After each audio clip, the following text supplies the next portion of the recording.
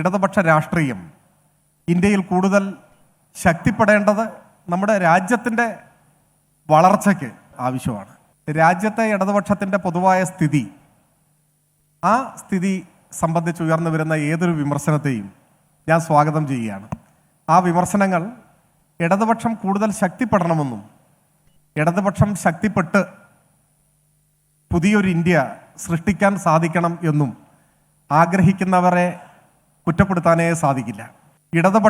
ഇടതുപക്ഷ രാഷ്ട്രീയം ഇന്ത്യയിൽ കൂടുതൽ ശക്തിപ്പെടേണ്ടത് നമ്മുടെ രാജ്യത്തിൻ്റെ വളർച്ചയ്ക്ക് ആവശ്യമാണ്.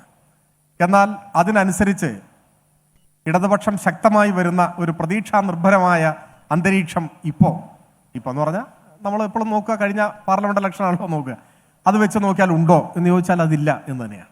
ജാതി നമ്മൾ ചിന്തിക്കുന്നതിനും സങ്കല്പിക്കുന്നതിനും അപ്പുറം മനുഷ്യർക്കിടയിൽ വലിയ മതിലുകൾ കെട്ടി ഉയർത്തിയ ഒരു രാജ്യമാണ് ഇപ്പോഴും നമ്മുടെ രാജ്യം. CPIM തന്നെ മുൻകൈയെടുത്ത് തമിഴ്നാട്ടിൽ കുറേ മതിലൊക്കെ പൊളിച്ചു.